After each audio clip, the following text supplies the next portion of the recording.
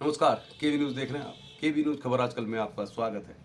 आजकल खबरें राजनीति की ही ज़्यादा चर्चा में हैं, क्योंकि अब आगामी लोकसभा चुनाव को लेकर पूरे देश में चुनाव की तैयारियां चल रही हैं और इंडिया वर्सेस एनडीए का ही ये चुनाव होना है आने वाले समय में। और अब देखने वाली बात है कि जब लोकसभा के चुनाव होंगे तो उसका क्या परिणाम आता है। और पूरे नेशनल मीडिया में खबरें छाई हुई हैं, जो भी गतिविधियां चल रही हैं, वो चाहे बिहार की हों या बंगाल की हों, ईडी की हों, सीबीआई की हों, जो भी मतलब चीज़ें चल रही हैं, तो वो खबर आप नेशनल मीडिया में देख ही रहोगे। और उम्मीद कर रहे हैं कि एक अच्छी सरकार बनेगी 2024 में, जो देश के आम लोगों के लिए काम करेगी। और हम आपको खबर दिखाते हैं कोटद्वार भाबर की, मतलब पौड़ी गढ़वाल का जो प्रवेश द्वार कोटद्वार है। कोटद्वार में बहुत सारी ऐसी मतलब बड़ी चीज़ें थी जो हो जाती तो कोटद्वार में विकास कार्य होने से पूरे पौड़ी गढ़वाल को फायदा था, क्योंकि पौड़ी गढ़वाल की 3 और विधानसभा सीटें ऐसी हैं, जैसे यमकेश्वर है, लैंसडाउन है और पौड़ी की मतलब आधी से ज़्यादा जो विधानसभा क्षेत्र है वो कोटद्वार से संबंध रखता है। मतलब अगर कोटद्वार में मेडिकल कॉलेज बनता है, हॉस्पिटल बनता है, जिला बनता है, कड़वा आश्रम का विकास होता है, लाल ढंग मोटर मार्ग बनता है और कुछ अच्छे इंस्टीट्यूट खुलते हैं कोटद्वार में, तो इससे पूरे पौड़ी गढ़वाल के लोगों को लाभ होगा। लेकिन क्या होता है कि काम तभी होता है जब जो जनप्रतिनिधि होते हैं वो इसके लिए प्रयास करें। मतलब लोकतंत्र में जो सत्ता में दल होता है, जो सरकार होती है, वही विकास के काम करती है। और फिलहाल तो मैं केवी न्यूज़ के माध्यम से ही कह सकता हूँ कि पौड़ी गढ़वाल में 6 के 6 विधायक हैं इस समय, जो वर्तमान सरकार में है। वहाँ पूर्व में भी जो सरकार थी उसमें भी पूरे पौड़ी गढ़वाल के 6 विधायक थे जो बीजेपी में हैं, मतलब वर्तमान में। और बीजेपी को पूरा पौड़ी गढ़वाल से अच्छा मैंडेट मिला हुआ है और एक अच्छी बहुमत की सरकार है, पूर्ण बहुमत की सरकार है। लेकिन मुझे ऐसा लगता है कि पौड़ी गढ़वाल में जिस तरह से काम होना चाहिए था, जिस तरह का मतलब सपोर्ट मिला लोगों का, जिस तरह का प्रतिनिधित्व मिला हुआ है, पौड़ी गढ़वाल में 4 पूर्व जो मुख्यमंत्री रह चुके हैं, जैसा मैं बार बार कहता रहता हूँ, चाहे भुवनचंद खंडूरी जी रहे हों, रमेश पोखरियाल निशंक रहे हों, त्रिवेंद्र सिंह रावत रहे हों, थोड़े से समय के लिए तीरथ सिंह रावत भी मुख्यमंत्री रहे। तो जिस जिले में 4 पूर्व मुख्यमंत्री हों, 6 के 6 जो विधायक हैं वो सरकार में हों और पूर्ववर्ती सरकार में भी ये 6 ही विधायक थे, तो भाई सवाल तो सरकार से पूछा जाता है, सवाल सत्ता से ही पूछा जाता है। और यही नियम है, यही जो मीडिया है उसका काम है कि सवाल सरकार से पूछा जाता है। विकास सरकार ही करती है और सरकार के नुमाइंदे जो रिप्रेजेंटेटिव हैं, अगर वो काम करा नहीं पा रहे हैं तो इसके लिए वही जिम्मेदार है, क्योंकि जनता वोट देती है, नेता चुनती है और नेता का काम होता है कि अपने क्षेत्र का विकास करे, लोगों को सुविधाएं उपलब्ध कराएं। चलिए फिर खबर आजकल देख रहे हैं आप। आज हमारी जो खबर का शीर्षक है, कल हमने शैलेंद्र रावत को लेकर आपको एक स्टोरी डाल दी थी। अब शैलेंद्र रावत और सुरेंद्र सिंह नेगी कोटद्वार में, तो यही दो एक बड़े नाम है वर्तमान दौर में देखें अगर हम। तो अब आज हम बात करेंगे सुरेंद्र सिंह नेगी की। तो निश्चित तौर पर हम जो खबर आपको दिखाएंगे तो 101% ऑथेंटिक दिखाएंगे। अक्सर होता है कि यूट्यूब हो, मतलब सोशल मीडिया हो या नेशनल मीडिया हो, तो खबर को लोग उसके मतलब अपने एंगल से देखते हैं। मतलब खबर दिखाने वाले को जो खबर दिखा रहा है उसके बजाय देखने की कोशिश करते हैं कि जो खबर चल रही है, जो एंकर है या जो मतलब नेशनल मीडिया हो, यूट्यूब चैनल हो, तो ये मतलब ऐसा लगता है लोग इस तरह से देखते हैं कि ये मतलब सरकार के पक्ष में है, सरकार के विपक्ष में। ऐसा कुछ नहीं है। देखिए ऐसा है कि वोट जो होता है वो आपका एक संवैधानिक अधिकार है। आप बीजेपी को वोट दें, कांग्रेस को वोट दें, क्योंकि उत्तराखंड में तो फिलहाल यही है, वो आपका संवैधानिक अधिकार है। लेकिन सबसे बड़ा सवाल ये है कि जब आप वोट देते हैं तो किस आधार पर वोट देते हैं, मतलब आपका वोट देने का मोटिव क्या होता है वो आप जानते हैं। आप किसी को भी वोट दे सकते हैं, किसी भी विचारधारा को सपोर्ट कर सकते हैं, वो आपका लोकतांत्रिक अधिकार है। क्योंकि हम एक छोटा सा चैनल चलाते हैं तो हमारा काम है आपको सच दिखाना, और हम आपको सच ही दिखाएंगे, सही खबर ही दिखाएंगे। चलिए पहले बात करते हैं खबर आजकल जो चर्चा में है, और फिर हम बात करते हैं सुरेंद्र सिंह नेगी की। तो शैलेंद्र रावत का वीडियो हमने कल डाल दिया, आज हम बात करेंगे पूर्व कैबिनेट मंत्री सुरेंद्र सिंह नेगी की। चलिए फिर पहले बात करते हैं कोटद्वार विधानसभा के अंतर्गत रुके हुए कामों की। अब शैलेंद्र रावत तो कांग्रेस छोड़कर बीजेपी में चले गए, और आम लोग तो ये उम्मीद कर रहे थे कि जब शैलेंद्र रावत जो कांग्रेस में थे तो यहाँ पर जो मालनपुर लालडांग मोटर मार्ग, मेडिकल कॉलेज, जिला आदि था, इस तरह की मांगों को लेकर शायद वो अगर मुखर आवाज बनते तो ज़्यादा फायदा होता लोगों को। लेकिन चलिए फिर राजनीतिक लोगों की भी अपनी मजबूरियाँ होती हैं। बात करते हैं पहले कुछ खबरों की जो हमारे एजेंडे में, मतलब हम तो खबर तो बहुत सारी होती है, मतलब हर जगह कुछ खबर होती है। कोटद्वार में फर्जी रजिस्ट्री की भी खबर आ रही है, बहुत सारी खबरें आती रहती है। लेकिन हमने ये चैनल खोला हुआ है तो हम ये चाहते हैं कि पौड़ी गढ़वाल का, उत्तराखंड का, उत्तराखंडियत का ठीक से मतलब विकास हो। तो हमारा मुद्दा ये है, हम इसी मुद्दे पे फोकस रखते हैं, तो हम बहुत सारी छोटी खबरों को इग्नोर ही करते हैं। अब लालडांग मोटर मार्ग, कण्वाश्रम मेडिकल कॉलेज जिला, ये सब चीज़ की तो चर्चा खत्म हो गई है। फिलहाल चर्चा चल रही राजनीति की। अब पूर्व विधायक शैलेंद्र राउत आ गए हैं बीजेपी में, और जब वो बीजेपी में आए तो एक समाचार पत्र में खबर में पढ़ रहा था कि कांग्रेसियों ने ली राहत की सांस, और बीजेपी में जो मेयर की तैयारी कर रहे थे उनके चेहरे मुरझाए।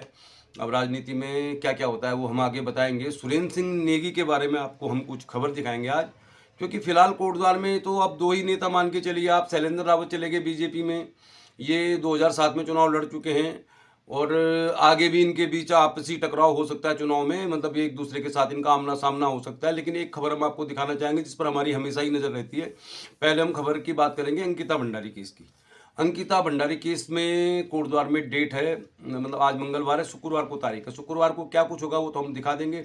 देहरादून में मल्लिकार्जुन खड़गे ने भी अंकिता भंडारी का मामला उठाया, मतलब ये राजनीतिक लाभ लेने के लिए भी हो सकता है, लेकिन हम चाहते हैं कि अंकिता भंडारी केस में निष्पक्ष अगर आ जाती है जांच के बाद फैसला, तो सबके लिए अच्छा है। क्योंकि हम पहाड़ की खबर दिखाते हैं, पहाड़ियत की खबर दिखाते हैं। अब आप किसको वोट देते हैं, किसको नहीं देते, किस राजनीतिक दल से आप संबंध रखते हैं, वो आपका मतलब एक व्यक्तिगत मैटर है।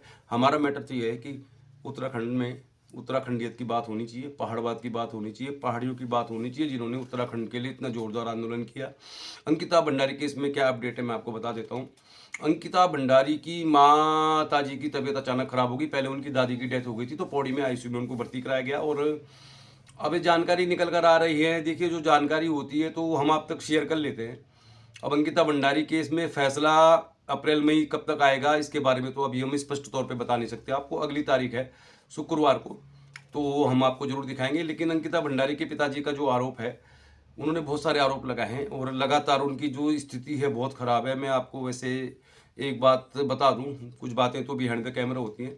अंकिता भंडारी की माता के साथ 2 डेट पहले मेरी बात फ़ोन पे हुई थी, तो मैंने उनको कहा था आपको कोटद्वार न्यायालय में आने की ज़रूरत नहीं है, क्योंकि पौड़ी से जहाँ से आप आते हैं उस समय कोटद्वार में बहुत ठंडा था। 4 घंटे आना 4 घंटे जाना, तो स्वास्थ्य खराब चल रहा है दोनों का। तो लेकिन वो आ गए कोटद्वार पिछली तारीख में। वो इसलिए आ गए कि आशुतोष नेगी की पत्नी का ट्रांसफर हो गया था, आशुतोष नेगी पर SC/ST का केस लग गया था। और अब ताज़ा खबर क्या है मैं आपको बता देता हूँ, फिर हम बात करेंगे वो गलतियाँ जो सुरेंद्र सिंह नेगी से रणनीतिक तौर पर हुई, जिनसे बहुत कुछ फर्क पड़ा उनके राजनीतिक कैरियर में। आगे हम बात करेंगे चर्चा में आजकल राजनीति कोटद्वार की।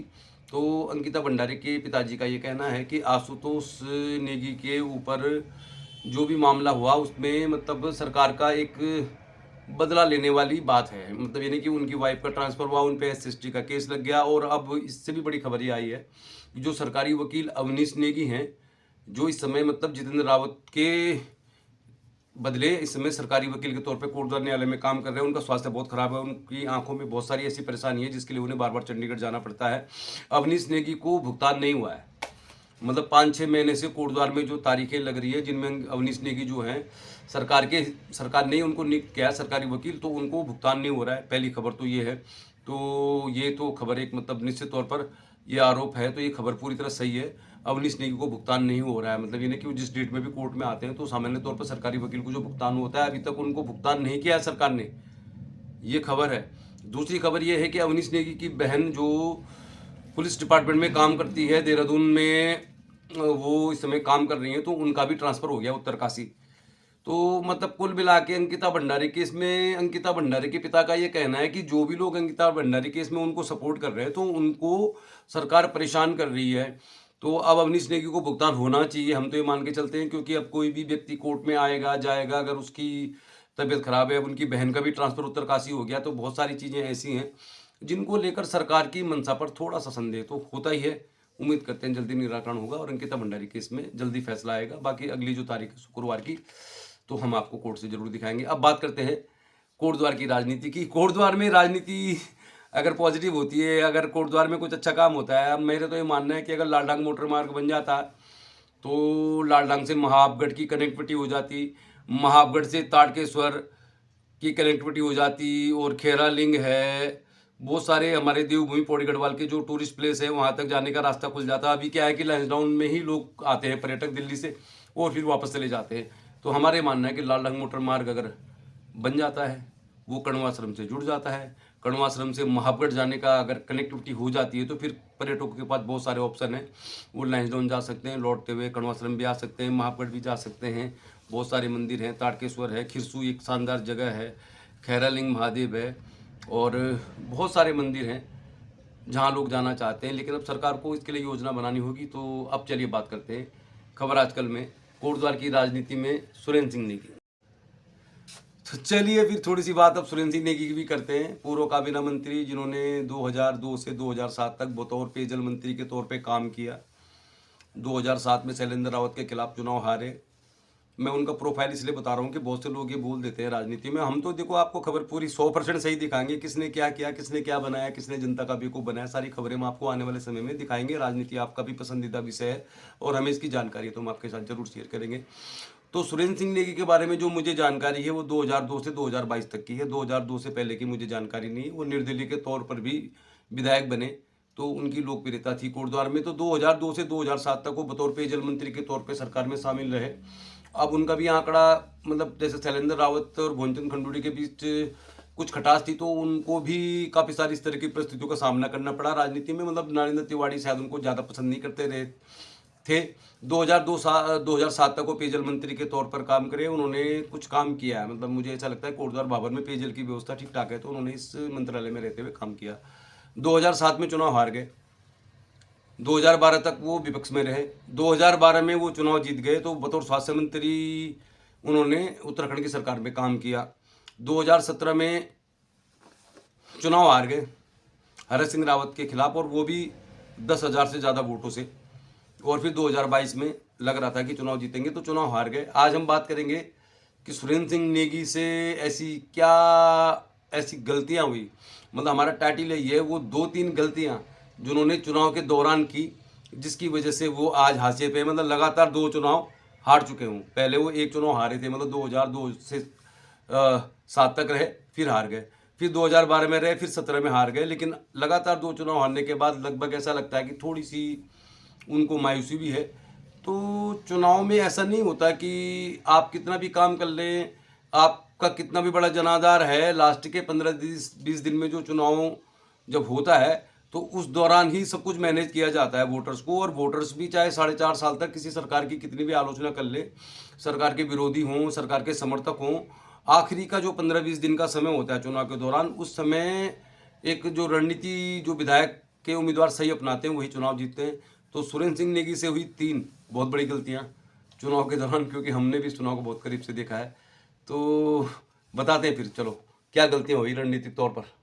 चलिए हम आपको खबर दिखा रहे हैं राजनीति की। तो राजनीति एक ऐसा मतलब विषय है कि इसमें ये बहुत ज़्यादा मायने नहीं रखता कि आप ने कितना काम किया, क्या स्थिति है।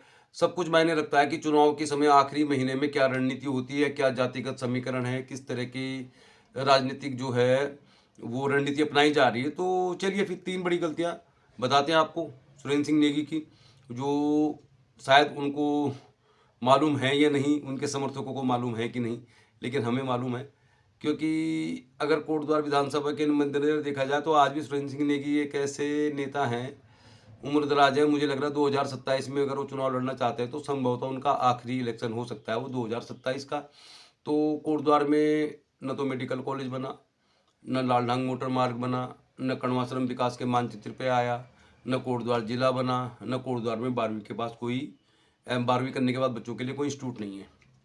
अब सुरेंद्र सिंह नेगी की बात करें तो ये सारे काम उनके कार्यकाल के दौरान भी नहीं हुए। तो हमारी उनके साथ बहुत बार बातचीत हुई तो उनका ये कहना है कि उनको मतलब लगातार 2 कार्यकाल कभी नहीं मिले।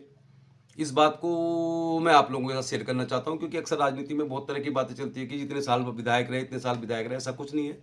कोटद्वार में सुरेंद्र सिंह नेगी 2002 से 2007 तक बतौर पेयजल मंत्री के तौर पे काम किया उन्होंने। फिर 2007 में वो चुनाव हार गए, 2012 में वो चुनाव जीते, 2017 तक वो स्वास्थ्य मंत्री रहे, 2017 में हरीश सिंह रावत से हार गए, 2022 में ऋतु खंडूड़ी भूषण से चुनाव हार गए।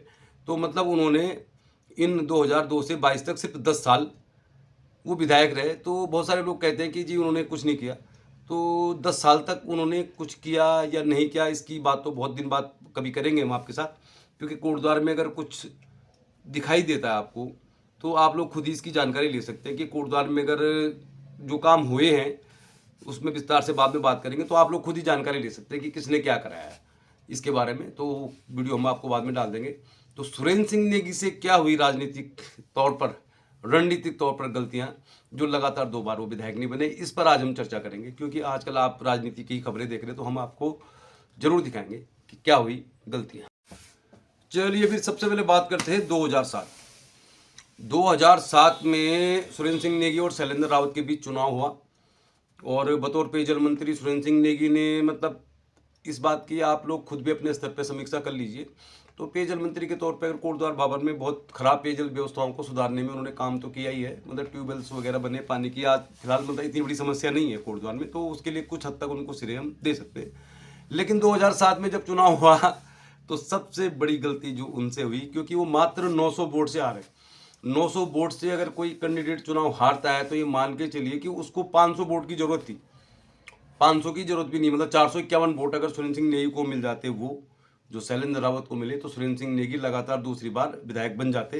वो हो सकता है उस समय जो मतलब इतना क्लोज इलेक्शन था, तो सरकार भी हो सकता है बन जाती कांग्रेस की। चलो अतीत की बात है, लेकिन गलती उनसे क्या हुई मैं आपको बताता हूँ। हो सकता है कि पूर्व काबीना मंत्री सुरेंद्र सिंह नेगी भी इस चीज़ को नहीं जानते होंगे, उनके समर्थक भी नहीं जानते होंगे, लेकिन हम लोग चूँकि थोड़ा हम लोग पहले से इस तरह के रहे कि हमें चीज़ों को बड़ी गहराई से देखने की आदत है। तो 2007 में क्या हुआ, 900 वोट से जीते शैलेंद्र रावत, विधायक बने, आज भी चर्चा में हैं। और अगर उस समय सुरेंद्र सिंह नेगी जीतते, तो ऐसा माना जाता है कि जो समीकरण था राजनीतिक, मतलब बड़ा क्लोज था। चलो उस बात पे तो चर्चा नहीं करेंगे, लेकिन क्या थी सबसे बड़ी गलती जो सुरेंद्र सिंह नेगी ने उस समय रणनीतिक तौर पर की, क्योंकि चुनाव में रणनीति ही होती है, वोट को मैनेज करने का एक तरीका ही होता है। तो बताते हैं आपको। तो वैसे तो सबसे बड़ी गलती यही होती है कि अगर आप अपने अपोनेंट को कमज़ोर मान लेंगे, तो फिर वो तो सबसे बड़ी गलती आप कर चुके होते हैं। लेकिन कोटद्वार में हुआ क्या कि सुरेंद्र सिंह नेगी बनाम शैलेंद्र रावत के चुनाव में ओवर कॉन्फिडेंस का शिकार हो गए कांग्रेसी।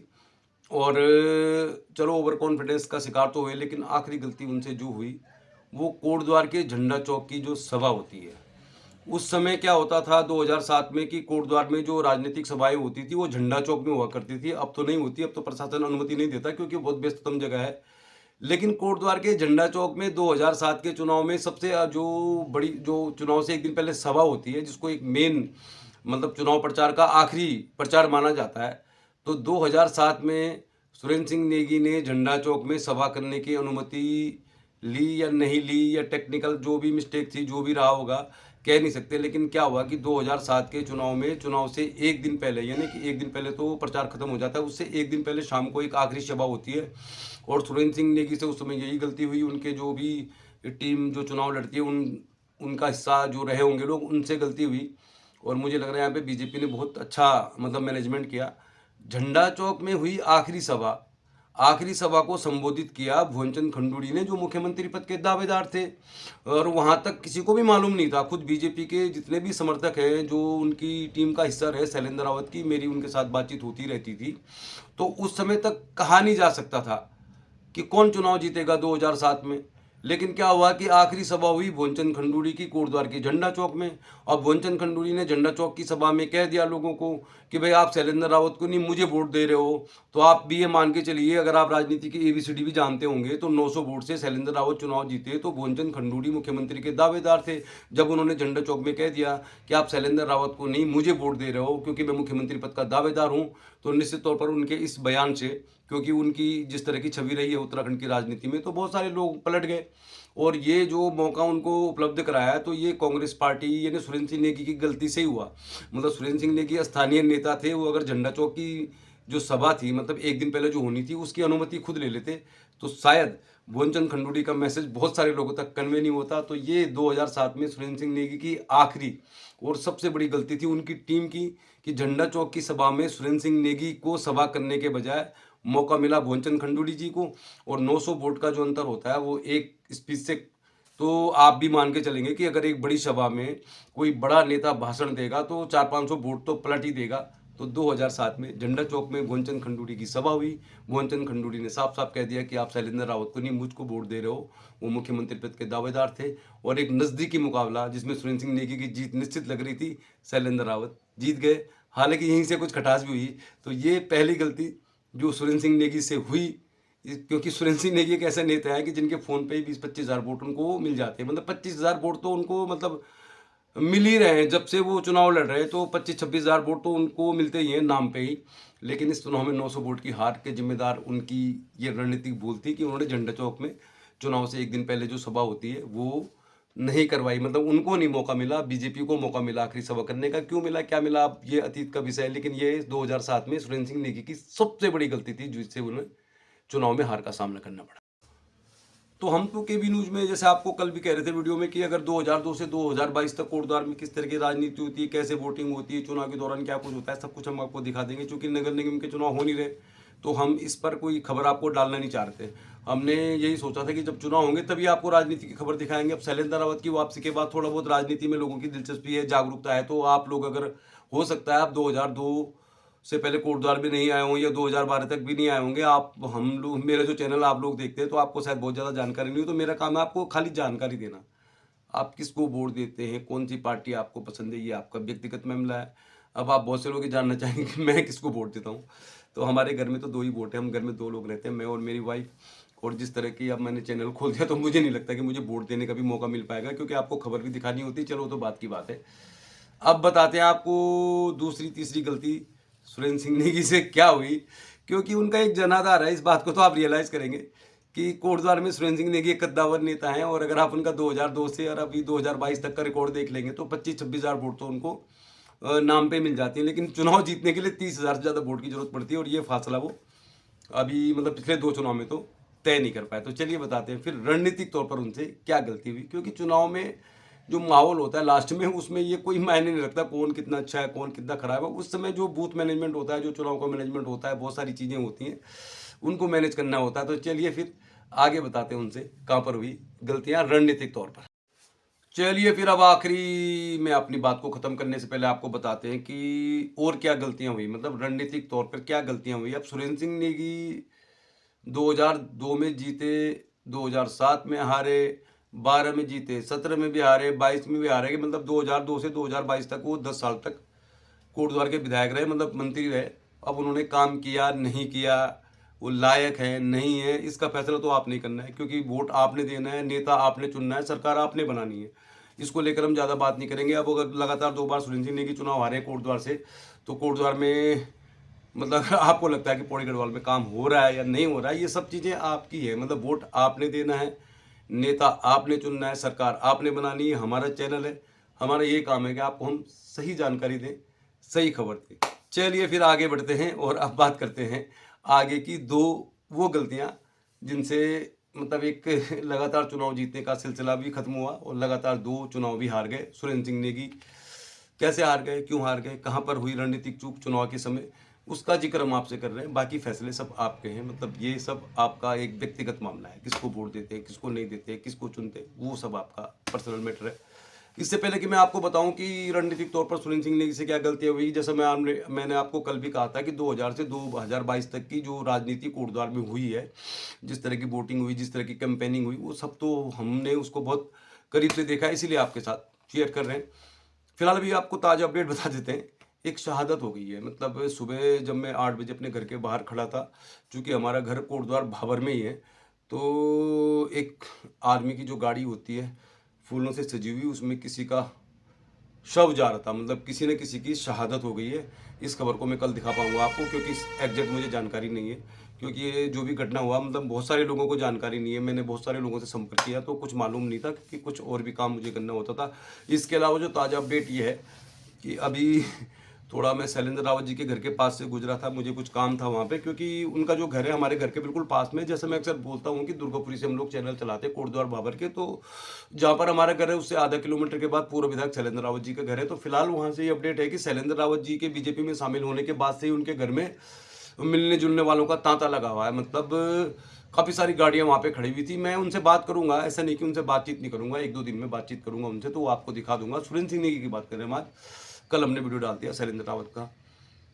अब 2012 में स्वास्थ्य मंत्री रहने के दौरान सुरेंद्र सिंह नेगी जी ने क्या काम किया क्या नहीं किया, अब मैं उसके बारे में बहुत विस्तार से आपको नहीं बताऊंगा, क्योंकि वो आप खुद ही जानकारी ले सकते हैं किसने क्या किया किसने क्या नहीं किया। अब आपको भी कुछ मतलब सर्च करना चाहिए ना, क्योंकि अगर मैं किसी नेता की तारीफ कर दूं तो आपको मेरे कहने में नहीं जाना है। हम तो जिसने जो किया वो आपको ज़रूर बताएंगे। एक दिन हम पूरा कोटद्वार घूमेंगे, टू व्हीलर से, तो आपको बताएंगे कोटद्वार में जो भी इमारतें बनी हुई हैं जिनमें किसी का नाम लिखा होगा तो वो हम आपको दिखा देंगे। तो सुरेंद्र सिंह नेगी की बात कर रहे हैं हम, जिनसे रणनीतिक तौर पर कितनी सारी गलतियां हुई।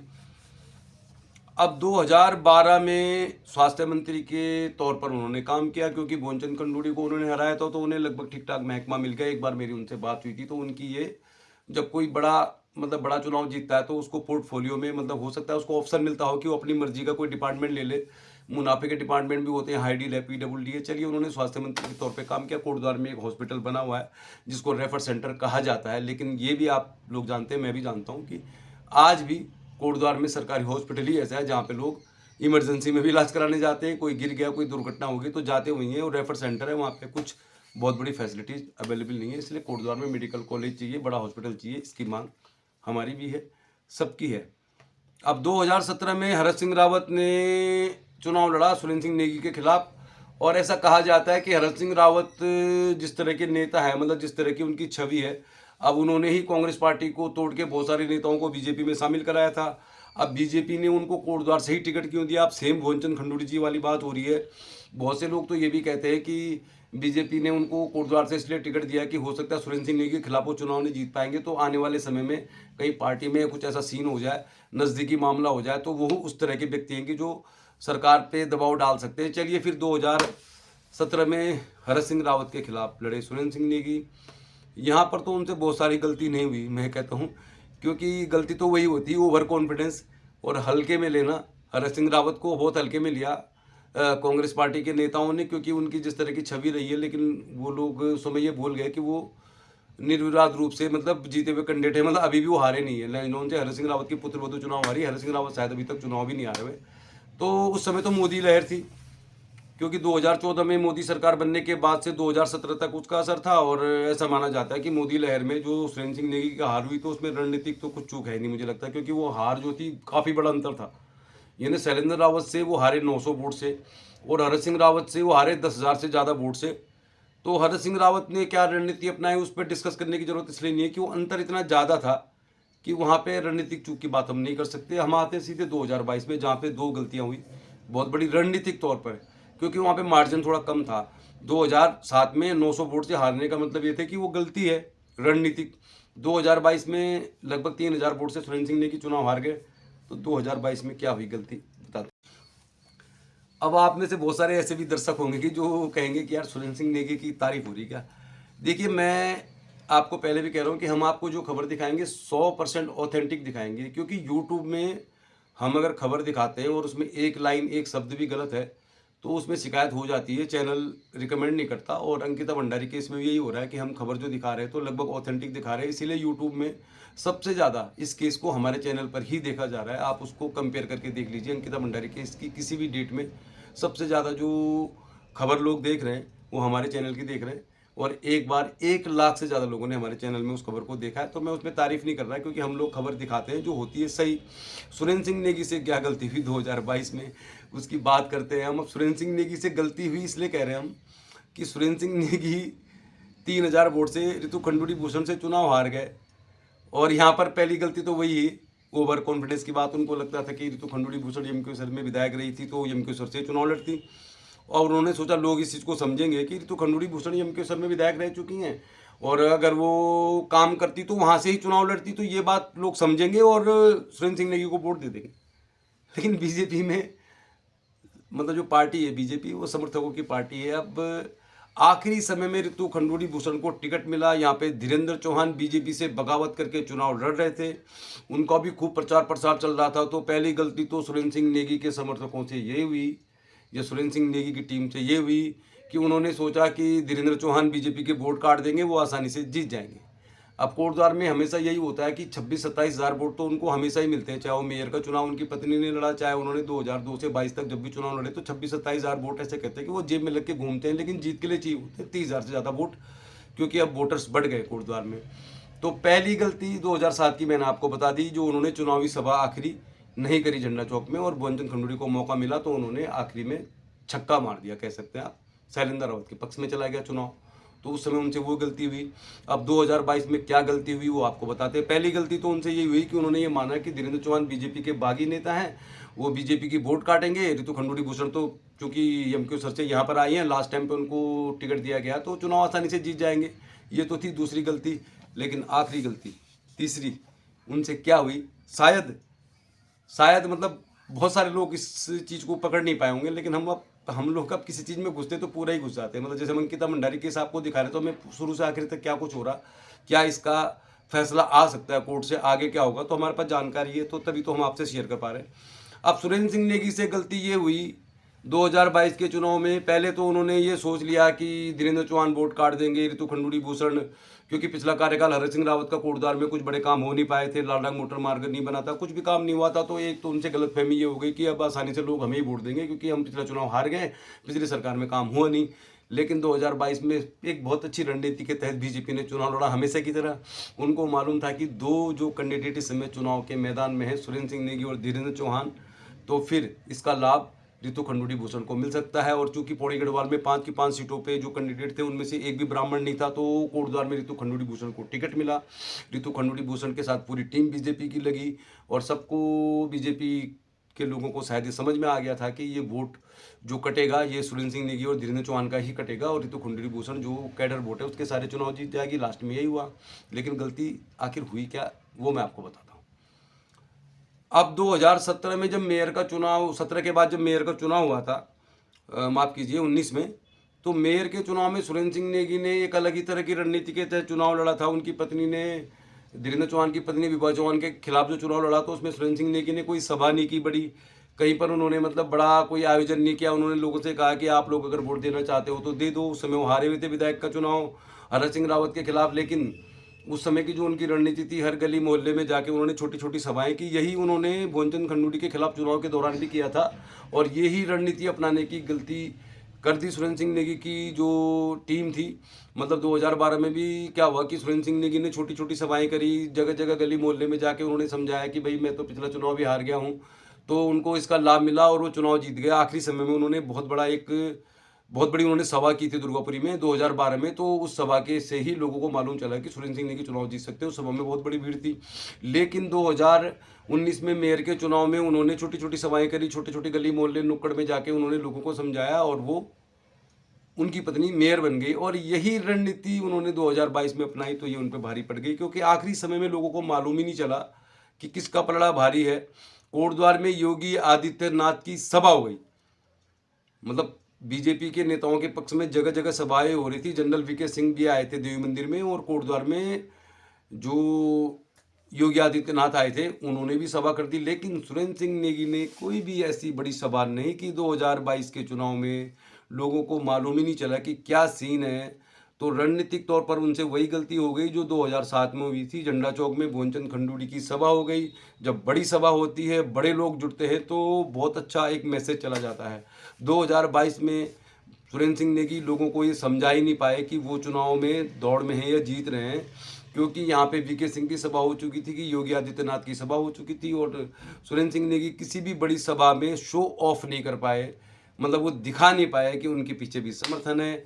और शायद उन्होंने मेयर के चुनाव में अपनी जो रणनीति अपनाई थी या 2012 में जो रणनीति अपनाई थी उसको दोहराया, लेकिन 3000 वोट से वो चुनाव हार गए। तो राजनीति में काम बहुत बड़ी चीज़ नहीं है। आखिरी समय जब चुनाव होते हैं 15-20 दिन, तो रात ही रात में, जैसे कहते हैं क़यामत की रात होती है, कई सारी रातें होती हैं, गली मोहल्ले में जाके वोट पलट जाती हैं। अब चलिए फिर राजनीति की खबर हम आपको दिखा रहे। सुरेंद्र सिंह नेगी लगातार 2 चुनाव कोटद्वार में हार चुके हैं। 2027 में वो चुनाव लड़ेंगे। संभवतः क्या होगा परिणाम, वो तो बहुत दूर की कौड़ी है, लेकिन कुछ रणनीतिक गलतियां उनसे हुई जिसकी वजह से उन्हें दोबारा कार्यकाल नहीं मिला। तो हम तो आप लोगों को खाली ये कहना चाहते हैं, बहुत से लोग ये कहते हैं कि वो 35 साल विधायक रहे, उन्होंने क्या किया। तो फिलहाल जो सही जानकारी ये है कि 2002 से 7 तक सुरेंद्र सिंह नेगी कोटद्वार में विधायक रहे, 2012 से 17 तक मतलब विधायक मंत्री रहे, और अब वो लगातार 2 चुनाव हार चुके हैं। इससे पहले भी चुनाव हारते रहे हैं। उनके हारने से या जीतने से क्या फ़र्क पड़ता है, क्या होता है, ये तो आपने फैसला करना है। सरकार आपने बनानी है, वोट आपने देना है। तो हम आपको दिखाते रहेंगे खबर दिखा रहे थे हम सुरेंद्र सिंह नेगी से संबंधित। कल दिखाएंगे कुछ और खबर आपको, मिलते रहेंगे। नमस्कार। ये केबी न्यूज़ खबर आपकी।